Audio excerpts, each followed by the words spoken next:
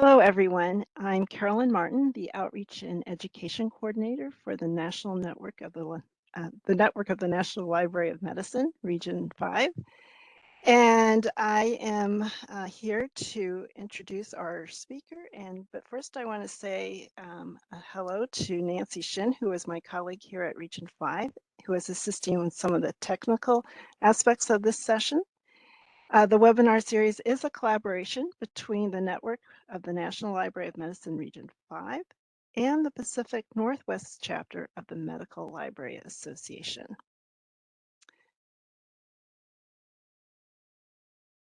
Going through pregnancy and delivery should be a joyful time and a safe experience. However, for many women of color, this is often not the case. Black women have higher rates of complications, and according to the CDC, they are 3 times more likely to die from pregnancy-related causes than white women. Implicit bias and structural racism are contributing factors to these negative healthcare experiences.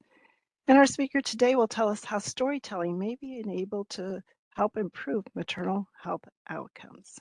But first, let me go over a few details about this session. Many of you may not be familiar with the WebEx platform, so let me point out a few features that you might find helpful. There are several things to go over, so thank you for your patience if you are already familiar with WebEx. We're glad to have Tina as our live captioner for this session. The web link is in the chat box where you can view the captioning in a separate window or tab. You may prefer to view the live captioning in the multimedia viewer. And in the lower right corner, the bottom of the menu, you will see 3 little dots next to the chat. And you can hover over that and select Multimedia Viewer if you don't already see that option already. It will appear on the right side under the chat, but you can also pop it out. So in this little image, you can see the little box there. You can click on that and it will pop out the multimedia panel.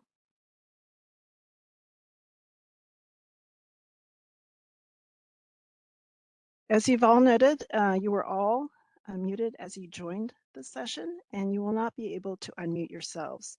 You can put your questions and comments in the chat box, which is that little speech bubble that you see at the bottom of your screen.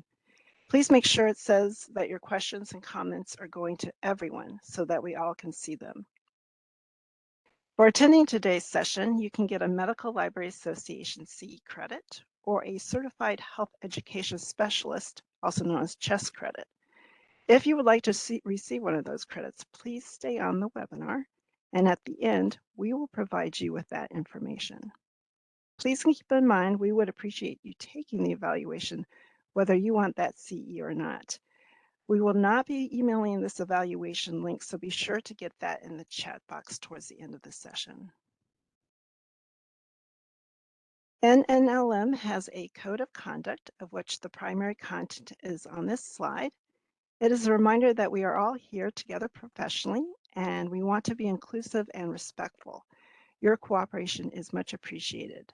The code of conduct is also available on our website, and I will put that information in the chat box for you.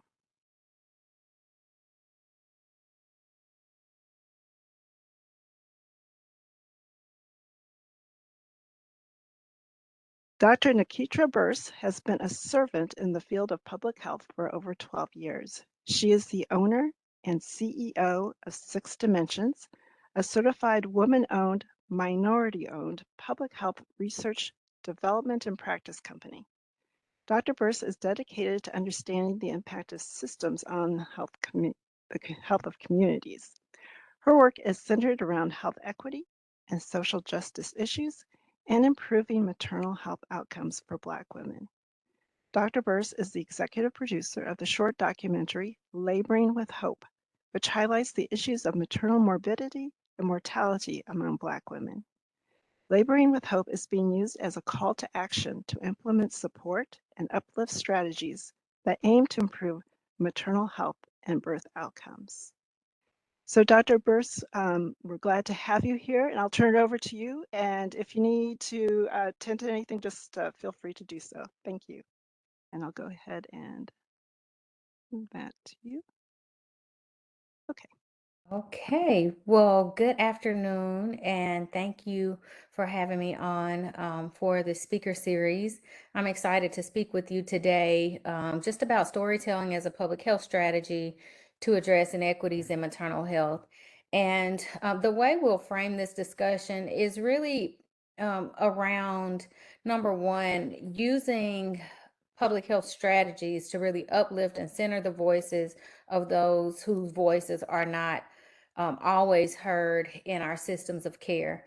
But also, how do we use these storytelling efforts to really support improved outcomes? And I think there is we have to be very specific and strategic when we're trying to really center stories, because right now it is very storytelling has become very popular, and but I'm very committed. I guess I'll say committed to um, this and how we strategically work to uplift those voices.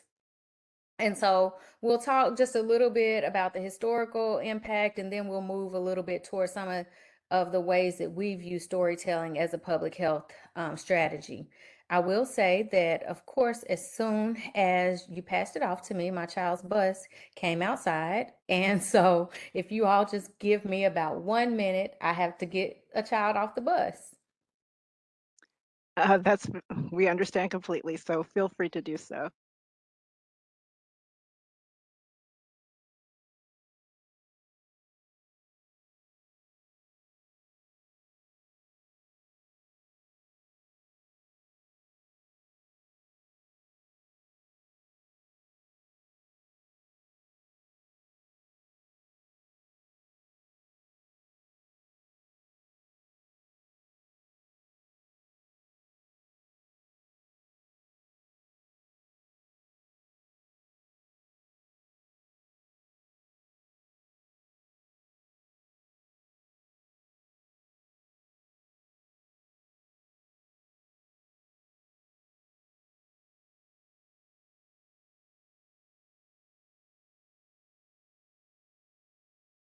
Okay, thank you all for your patience. That typically happens. The bus usually comes at a certain time and then right in the middle of me talking. So thank you all for your patience. Oh, yes, I'm so glad you were spoke up about doing that. We understand. Thank you. So, you've already just talked a little bit about who we are, but we are based in Mississippi, and our focus is maternal health, improving maternal health outcomes, and health equity and social justice are really the core of our work. And so for today, we want to make sure that we understand the critical need for these strategies to improve Black maternal health outcomes. Also, talk about how these strategies can address maternal mortality among Black women and ways to use health advocacy as a tool to support self advocacy for Black mothers. So I don't really have to give you the data. We really know what this looks like. It has not improved, and the United States has the worst rates of maternal death in the world, despite all the technology and advances that we have. And then when we look at Black women, of course, that number is 3 to 4 times more likely. Black women are 3 to 4 times more likely to die from birth-related complications than white women. And I failed to say as we started this presentation, all the faces, and well, most of the faces that you see throughout the presentation are of real women that are close and near to and dear to my heart. And as we think about storytelling projects, I think it's important to show those faces.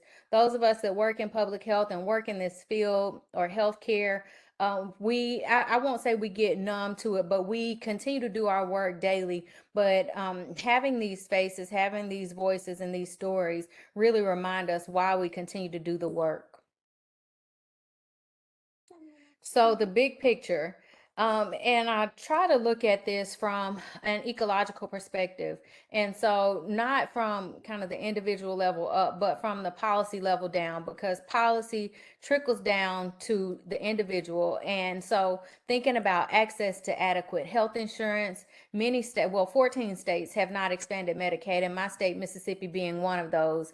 And so, that also means access to quality health care. Much of our country is rural. And so, some of the rural communities, such as in Mississippi, often lack access to quality care. You may have to drive 2 hours, 2.5 hours to a metropolitan area to be able to access maybe quality or specialized care. And then the policies that our organizations put in place, how do they support women in improving their maternal health outcomes? And so, for example, when we think about women going back to work after delivery, after that postpartum period, what policies are in place to support breastfeeding? Is she able to breastfeed at her desk? Is she able to take additional breaks? All of these things play a role.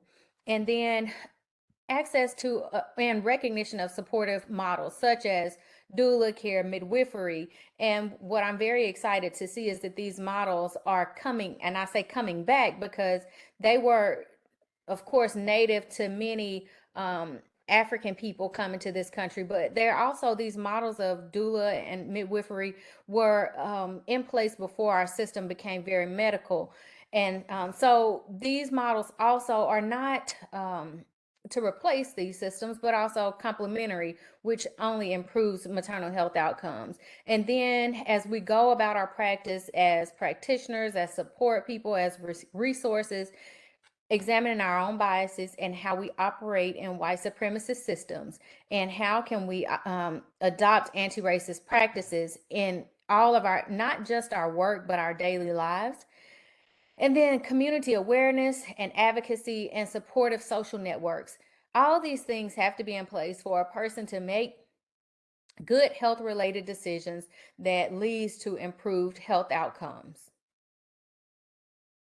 So the complexity of inequities in maternal health, the wage gap, and I'm looking at these from more of a social determinants of health lens. The wage gap, of course, access to care, safe and adequate housing, rural hospital closures, uninsured and insured, the concept of weathering, which means that Black women's bodies age faster physically than women of other races and ethnicities because of the social pressures of being Black, and then quality healthcare services. And so this continuum of these inequities, it's not linear, it's very complex, and it requires a very holistic view as we move toward improving maternal health outcomes.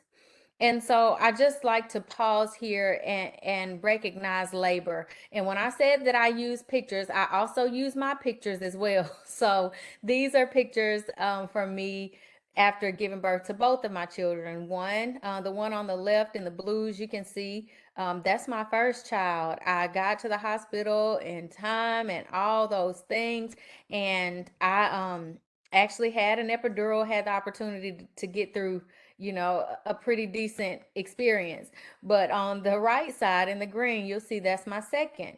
Got to the hospital too late, didn't get my hair done, didn't, he just came running into the world, and he has not stopped running.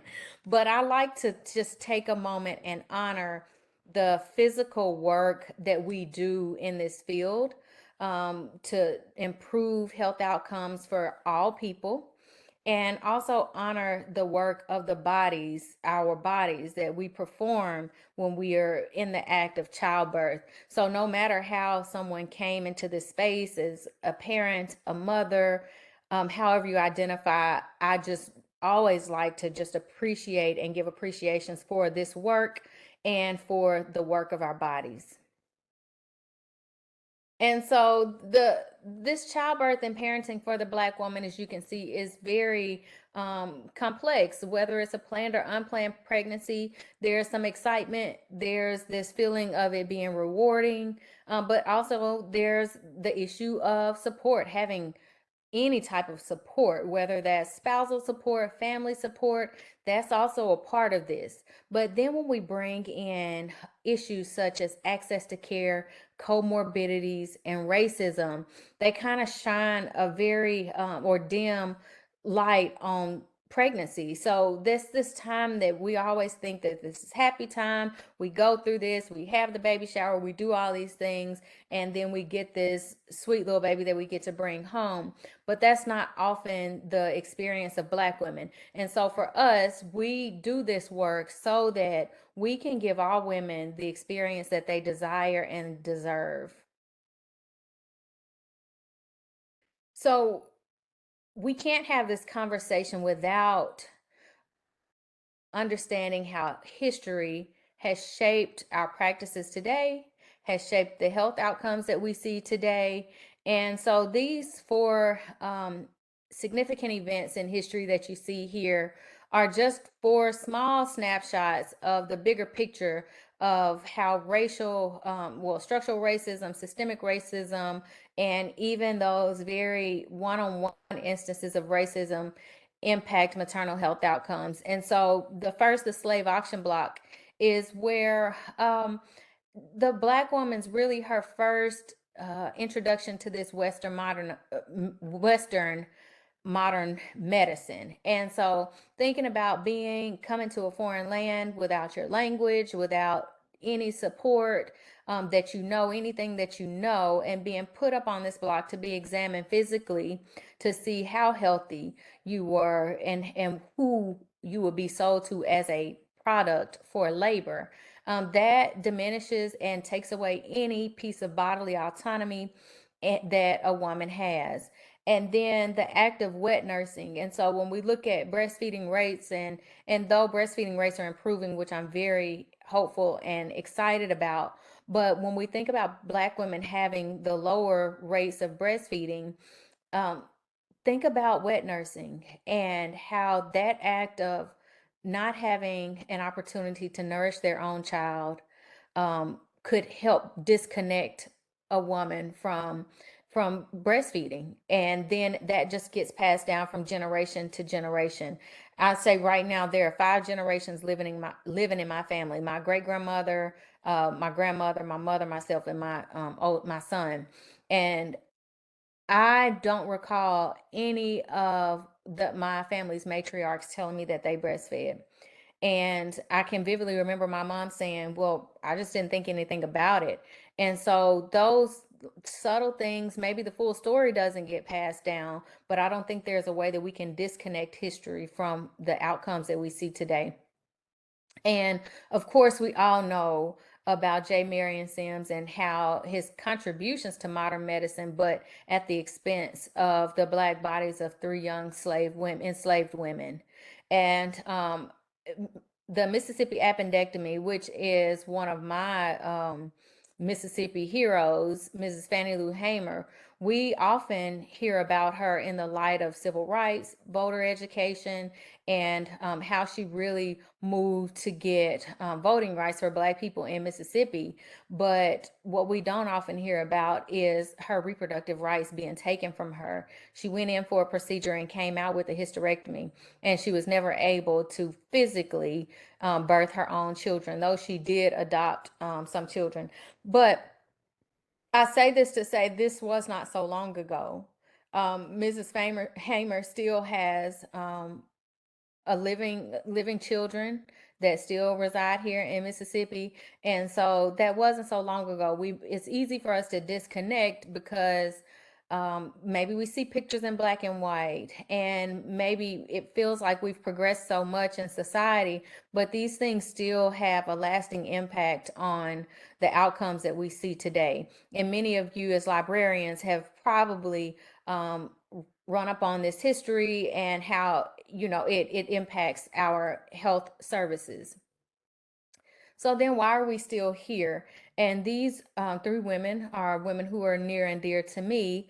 um, Kimberly Curley, as you see on the left, was my mother's sister, and she gave birth, and after 5 days, well, a few days, she started not feeling so well. Ended up having to go and be transferred, and unfortunately she died 5 days after giving birth. And in that, we understood that there were very, very overt instances of where the provider just did not listen to family's concerns, to her concerns, which then made it too late for her to, to be her life to be saved. And then the middle picture is my sister Natoya, who had preeclampsia in 2016, a very severe case of preeclampsia, and had to deliver her baby at 25 weeks, 1 pound, 1 ounce, one of the smallest babies in the NICU at that time. And she really had to advocate in a very specific way to really get her baby's needs met. And though maybe no one said anything directly to her that felt like racism, but it was that social pressure when we talk about weathering, those social pressures of how I have to show up to care for my baby because I hear someone saying, well, this mom hasn't been here in 5 days. And so it was that pressure of caring for her baby. But unfortunately, he did not live beyond 8 months. And then the last picture that you see is my sister in law, Shanti. At about 30 weeks, she had preterm birth, and she got sick about 3 weeks after and unfortunately passed away as well. And so though these seem like a series of unfortunate events for my family, there are very um, specific instances that we can see where the system was at play and did not support their health needs during that time. And so that's how we move toward this storytelling project, because as a public health professional, I'm saying, okay, this is a small microcosm of what's happening in the larger, community in the world. And for so long, Black women have been treated a certain way in the healthcare system that we often don't even recognize some of the inconsistencies in care and some of the lower qualities of care that are received, especially just a younger woman. And I was having that conversation this morning. And so, how do we create sustainable change to improve Black maternal health outcomes? And this storytelling project, we engaged in it because, of course, it was personal experience. All those stories that you saw that I just mentioned, we didn't have to look far to find characters. And though that was a little bit easier for this storytelling project, that's a hard pill to swallow when looking at the big picture of maternal health outcomes. And then innovation. We try to think about, how do we get this issue out? How do we get the story out in a way that not only captures kind of the heartstrings, because we know that that's what really moves the needle around advocacy and policy, but also how do we do public health in a different way that also then helps change the narrative? Because often when we think about patient and provider relationships, we think about this power dynamic, and the provider has more of the power than the patient, but the patient is really where the power should reside. And so we want to try to change that narrative and create better relationships between patients and providers. And also, we thought about having the greater impact, and how does this project speak to longevity, sustainability, and how does it continue to be relevant as we work on this issue? Maternal mortality did not happen overnight. And was that a hand up, Carolyn? No, I think I just accidentally hit it. Sorry about Okay. that. Okay. So we know that it didn't happen overnight, and we know that systems are very hard to start new systems and hard to change current systems. And so, how do we continue to have an impact long term as we work on the systemic issues? And so the way that we went through this is we tried to figure out, what is the impact we want this to have? And so we took a public health approach, created goals, and used the goals to really give the project life.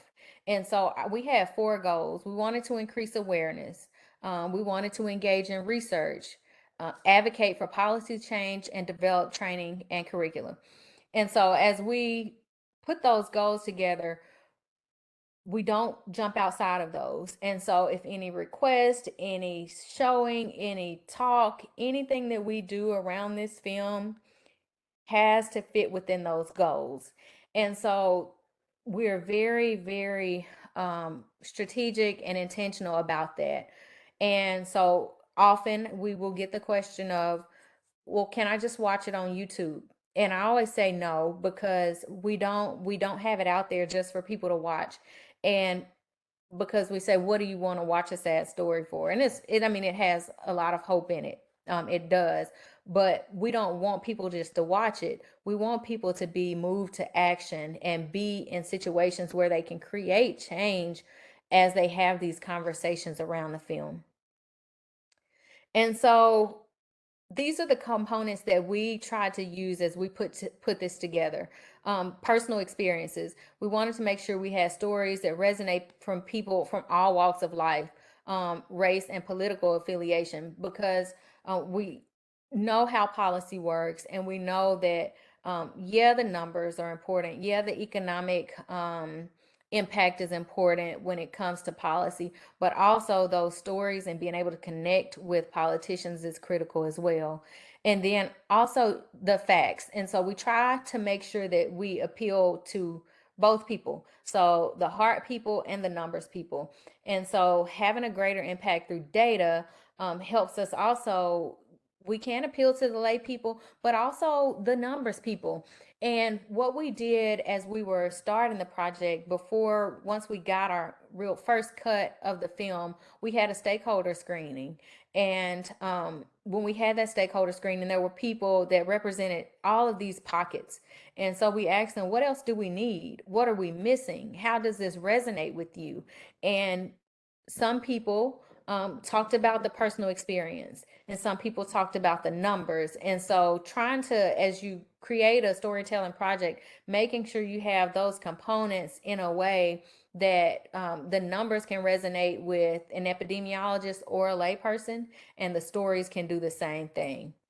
And then advocacy, because storytelling is about uplifting stories and people sharing and the education and awareness, but it's also about moving people to change. And the advocacy component is not just about the personal advocacy, being able to speak up for yourself in a healthcare system, being able to advocate for your family members, but it's also about identifying those policies directly and indirectly impact health outcomes. And so through this, we engaged policymakers on the issue and how this policy impacts maternal health outcomes. And then that call to action. We try to do that throughout all of our awareness and all our goals. What can you do? And you want to always incorporate that into a storytelling project. And then the health literacy component is just making sure that all of this information can be understood by everyone that it touches, whether that's a mother, whether that's a public health professional, healthcare professional, or a politician. And so, who should be a part of that? So, as we looked at those kind of, well, the four big components with health literacy kind of weaving through it, definitely we made sure that we had someone from each of those kind of pieces or pockets of work. So, experts in the field. We made sure that we had healthcare providers to speak to the issue in a scientific way.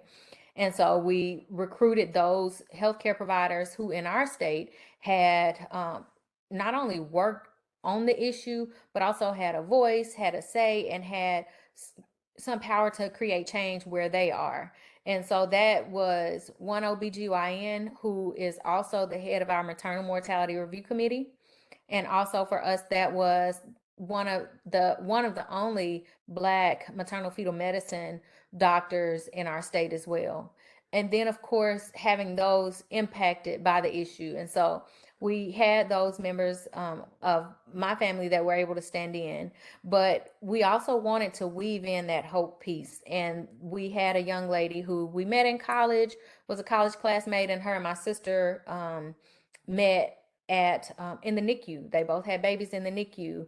and unfortunately both of their babies died. But this young lady, Tiandria, she came back, had another baby, had a very healthy pregnancy. So we were able to follow her on the film to show that though, yes, this is a heavy and hard topic, but there's hope in the end, hope for healthy pregnancies, hope for advocacy, and hope for policy. And so then also people with the power to change policy. And so we had, at the time, he was one of our state representatives, um, and he was very well versed in policy, Medicaid expansion, and had just a great understanding of this maternal health issue. And it was very timely, and it continues to be timely, as in the film, he talks a lot about Medicaid expansion and how it supports, would support maternal health outcomes. And so those were the big key players that had a voice in the film, but they also had power from where they sit. And so, what are we doing to implement strategies in alignment with the goals?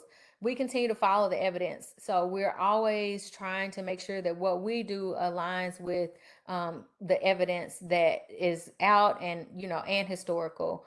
We do a lot of collaboration, which is very critical, collaborating on every level, the advocacy, education, community-based levels. And then we continue to amplify and honor those Black voices. And as I mentioned in the beginning, shifting those power dynamics.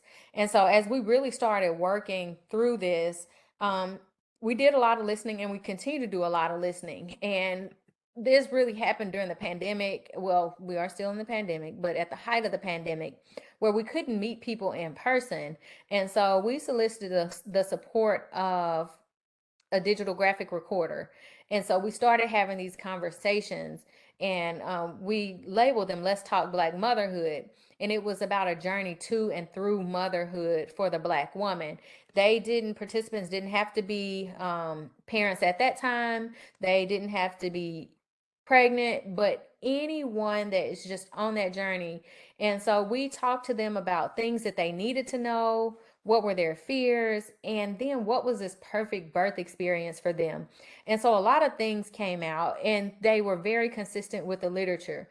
Providers who listen, physical and emotional support, community, support in birth planning, a good relationship with healthcare provider, no stigma. They wanted options for more providers, and really parenting support. And one of the big things that came out too was this generational legacy. What will I leave to my child? What happens if I'm not here to care for my child? Which was very interesting to us because it moved away from the medical conversation, but it was more thoughtful around the longevity of life for the Black woman. And so then we talked with mothers about their birthing experiences. Had they heard of doulas, breastfeeding, and how they wanted to breastfeed? And much of the conversation was around that they just want a good birth experience to be normal. They wanted to be represented in healthcare facilities and a supportive workplace for breastfeeding and other supportive methods. And then we also talked to doulas, because as we went through this, we understood that the literature said that doulas are, important, but we wanted to hear from doulas on the ground. And so some of the things that they wanted was to be able to sustain as a career. This career is emotionally and physically taxing. They wanted certifications that were grounded in equity, and they wanted their services to be accessible to those in need. So often, for them to do this as a career, they would have to either have a very, very high fee or have to serve a whole bunch of women outside of their, normal 8 to 5 job. And so there's this imbalance that's happening, and it's really wearing birth workers out. And so we try to figure out, how can we support birth workers, because we know that the evidence supports them supporting mothers. And so then are developing and implementing sustainable strategies around evaluation and research. We brought on some interns that support us in writing around maternal health, around the issues that come up in the documentary. We also serve as a practicum site for graduate students, and so they're all working in maternal health. And then we're also initiating an independent research project Another thing on the evaluation side is we serve as an evaluator or an external evaluator for community-based projects. So that may be grant-based projects, but they're all in, whether it's reproductive health, maternal health, they're all aiming to improve maternal health outcomes. And so around increasing awareness, we we do film screenings, we provide educational resources. People can stream the film for their agency, and we have a conversation guide that helps them kind of talk through some of the hard issues around race and racism in the healthcare system. And serving on boards, committees, and advisory councils, such as our Maternal Mortality Review Committee. We know there are almost every state has a review committee now, and those review committees should be diverse. And so being able to serve not only as like a family voice and a community member, but also being able to bring in a public health perspective is very critical to reviewing those cases, because it kind of breaks up the conversation among healthcare providers and brings in different perspectives. And then monthly we do educational sessions on Facebook Live, and we do some community events that specifically talk to issues that impact Black women. And we also have a project where we support mothers in partnership with a community-based organization. And so that's around, we provide them access to a doula, we provide them mental health, group and individual, and then they just get education and resources that will help in whatever they need. So our educational sessions are not these big formal sessions, but they're around very practical things that the mothers can do to support them and getting through, whether it's pregnancy, labor and delivery, postpartum, and then caring for their baby. And so we let them guide. They tell us what they need, and we put it in place. We had a twin mom. I need to talk to someone that has twins. So we try to put very practical things in place. And then we also get to do some really fun things for them, like throwing this baby shower that you see the picture of here. We did a virtual, not a virtual, but a drive-through baby shower. They got car seats. They got to do give us a wish list. And so we really tried to use all the things that we heard from those conversations to pour into this work that we did with mothers. And so training and curricula, as I mentioned, when we were talking about doula support, many doulas were trying to build their business because they want to offer this service to the community, but they want to do it as a business. And so I always say I am not a doula. Once I heard the definition and everything that a doula needs, I feel like I need a doula now. And so I've tried to figure out a way that we could support. And so we do some business development workshops for doulas to help them build their business capacity so that they can sustain as a career. And then we were also awarded funding through WK Kellogg to create a pilot course that will be piloted in the spring of 23 at a school of public health and a school of, no, a Department of Health Sciences and Research. And so this course is health and racial equity in maternal care. And our goal is to give much of that history, and then also merge that with practical strategies and highlight work that's happening on the ground so that public health professionals, nurses, social workers, and other health sciences professionals can have practical skills. We feel like if we can get to professionals before they get into practice, then we will be able to help kind of really change these maternal health outcomes. And so advocacy, we were a part of course, as I mentioned, Mississippi did not expand Medicaid. And so we helped initiate a ballot initiative process for Medicaid expansion in the state, which failed. We've done advocacy around pregnancy accommodations policy as well as postpartum extension, none of which have passed, but we have worked very hard with community-based organizations to rally and try to advocate for these policies. And then just some organizational things, breastfeeding support, trying to get organizations to adopt breastfeeding friendly policies, trying to help families as they advocate for NICU policies. And we also created a pregnancy journal to serve as a patient advocacy tool for organizations to access for their patients. And so the key to all of this, this is not an island that we sit on.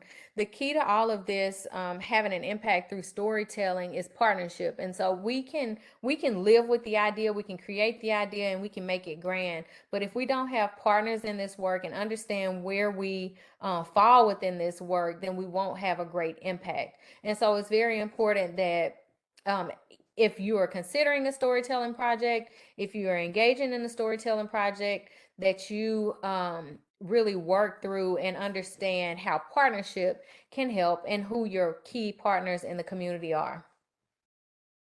And so, as I mentioned, Fannie Lou Hamer and Shirley Chisholm are two of my personal heroes. And Fannie Lou Hamer said, "Nobody's free until everybody's free." And so we know that our numbers are still the same. We know that there are many um, organizations, agencies that are committed to improving maternal health outcomes.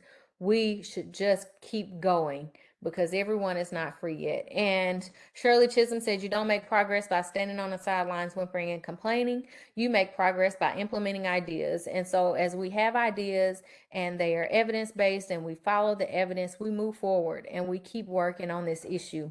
And lastly, the picture at the bottom is from Cool Runnings. I always say that we don't have everything that we need. We don't have all the resources, but if each one of us would just do our part, then we can really improve maternal health outcomes. And with that, yes, these are the contacts. Here's my contact information, and Natoya Sanders is now working as our maternal health coordinator, and so she really guides all of the work around the film. And thank you for your time. And I think we have some time for questions now. Thank you, Dr. Burse. This was a great presentation, and thank you for informing us about the power of storytelling and how it can be utilized for improving maternal health and public health. So before we go to questions, I know our audience does have some, I'm sure. I want to be sure that those who might have to leave early have access to our evaluation for this session. And if they want to receive the Medical Library Association CE credit, as well as maybe they're more interested in receiving the certified health education specialization CHES credit. So that information is in there.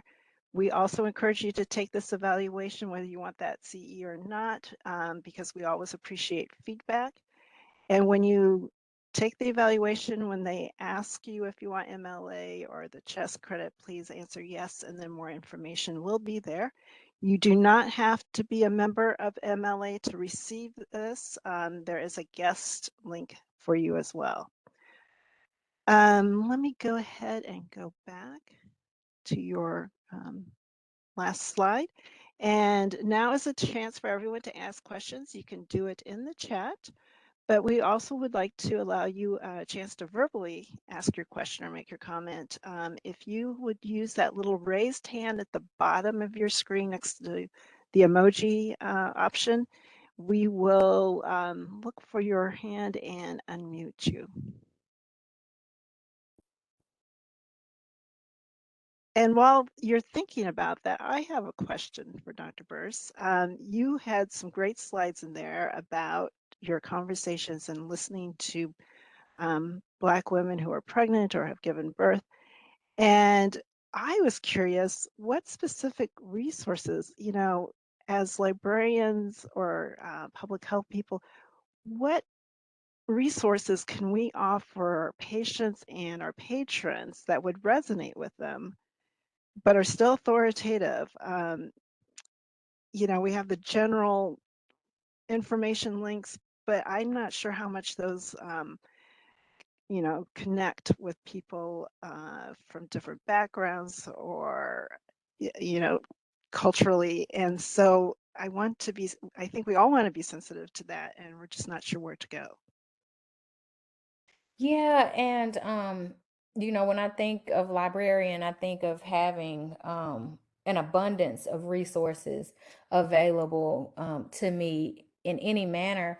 But one thing that we have started doing, well, we're actually just going to start next week, is after like we do these information sessions, having a downloadable resource that provides three things: education, so quick stats on the issue or quick definition of the issue, how people can advocate for themselves and for their family members, and then who can they call for a resource. And so, though that may not really fit the scope of a librarian or what you do in the bigger context of things, but like those quick resources that are available, and I don't know, how many quick resources are very small resources are available within the library system, but I would think that those would be supportive as well in some type of way. And like I said, we did a small journal, so that also has like some education components in it, but quick things for people if we're talking about individuals. But then on the kind of more systemic level and the provider level is like putting out those resources that give the real historical context. Um, and I know in Mississippi we are like battling having certain access to certain books in our library systems, but um, like highlighting those books around, you know, obstetric racism, like although there are so many resources there that providers could really benefit from just from hearing like the historical context and how that translates over to the work that they do. I think that's important for providers as well.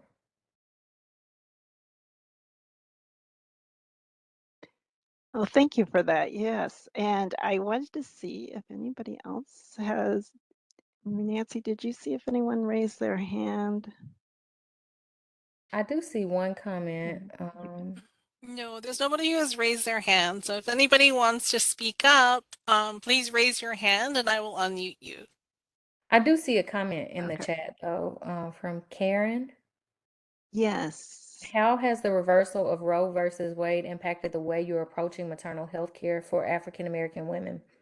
Um, you know, we have, because the overturning came out of Mississippi, we have really kind of already been preparing to move in that direction. Um, our policies that come out of our state have shown kind of we're moving in that direction. Like we have been moving in that direction. And so we approach that now as like, okay, of course, abortion services are should be included as a part of healthcare services. But the biggest thing that we can do now is just direct people to resources and direct providers to resources that are safe and healthy as well.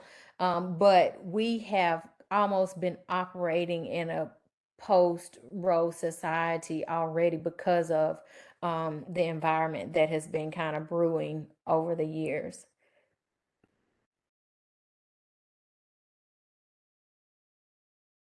I see another one we have. How do you all continue to use the designs from the graphic facilitation?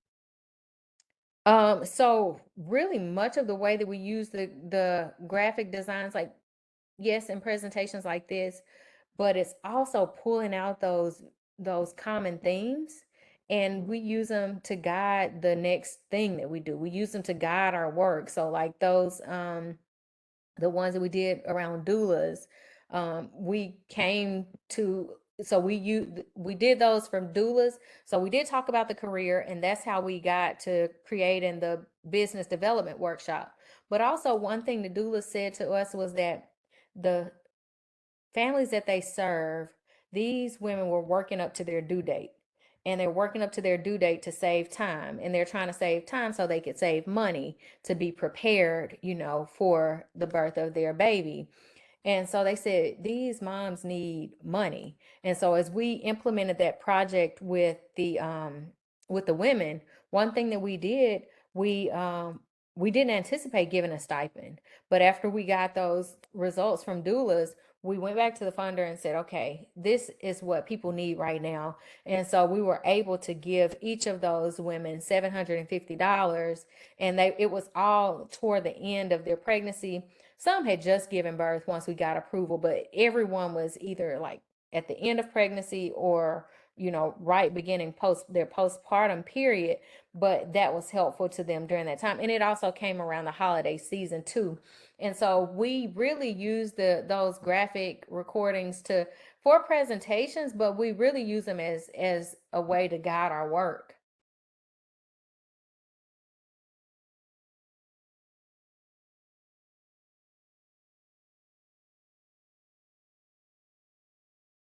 I see a couple of praises of your presentation.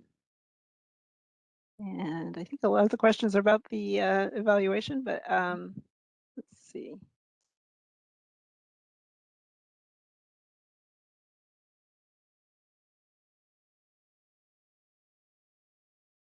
Okay. Anybody else have any questions? We have a little bit of time.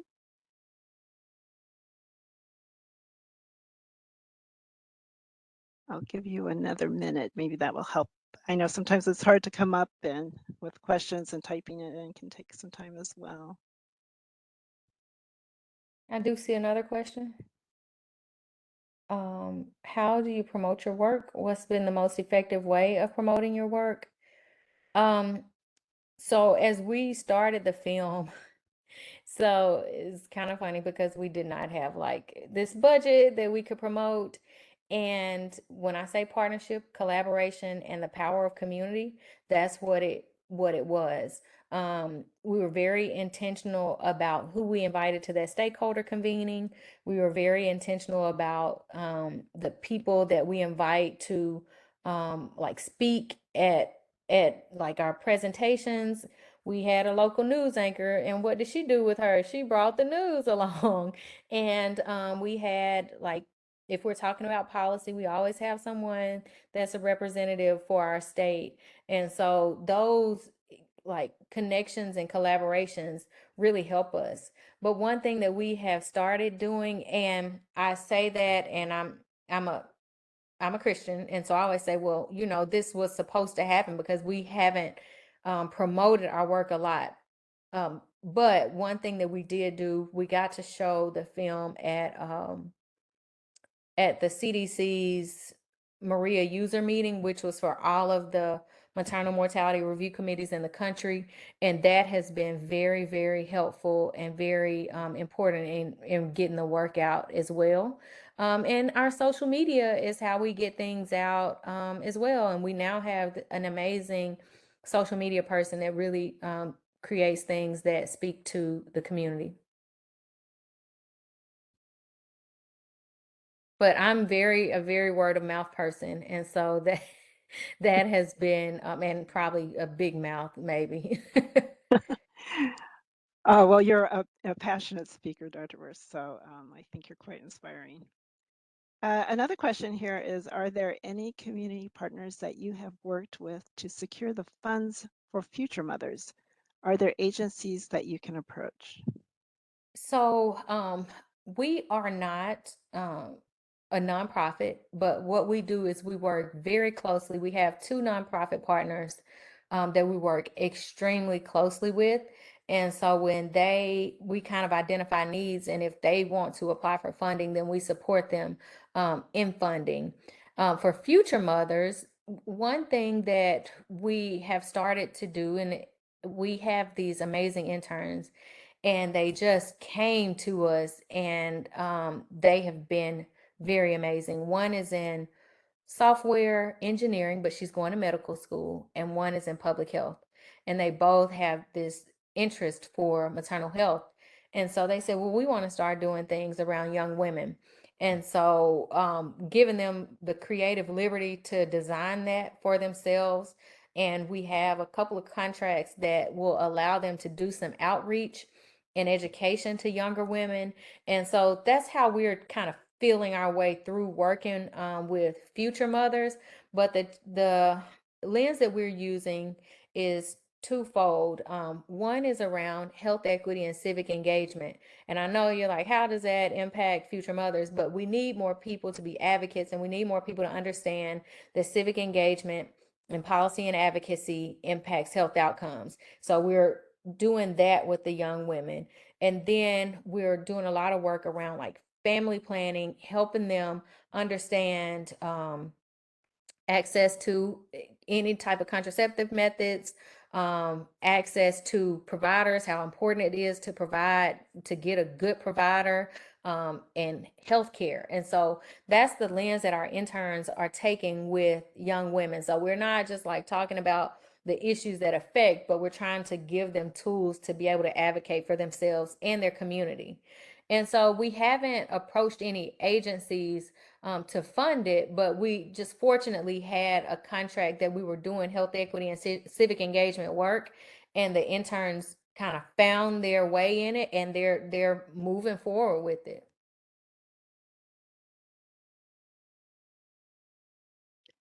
Thank you, Dr. Burse. I don't think we have any other questions, but feel free to raise your hand if you would like to ask it verbally. And if you have are experiencing some problems with the evaluation form, please email us. I put our email in the chat box at nnlm@uw.edu, and we will try to assist you with that. And we are recording this session, just to let everyone know, but please have some patience with us. It takes us a little time to make sure the captioning and everything is all set, and it may be up to a month before it is posted, but just to let you know. And we will not send out an email with that link, but you can check our YouTube channel and see it there as well. Carolyn, there was one last question. Okay. If we have a Yeah, moment. have you worked with public libraries to grow awareness of your program? I have not at all, which is, I think it's very critical. Yeah, I haven't. I think that's a good Mm-hmm. something to consider. Mm-hmm. I know that some people would often go to the public library to look for information about things like Yep. that. Yep. And I think having some of this information would be amazing and very welcomed by the staff. Mm-hmm. So yeah, something to consider. Yeah. Thank you for bringing that up. Hi, Carolyn. Mhm. Basha has raised her hand, so I'm just going to unmute her Okay, now. all right, thank you. You're unmuted now, Basha, anytime. Am I able to speak now? Can you hear me? I can hear you loud and clear. Yay, fabulous. So I'm the one who asked a question about the public libraries, and Dr. Burse, we're actually people here who can help you find the right contacts. So I think that we should endeavor to do it as a group and send it to you. And so you don't have to look for that information yourself. This has been really an incredible presentation. Thank you so much. Thank you so much. Thank you for that resource. Thank you for uplifting that opportunity. And I would be, yes, delighted to receive that.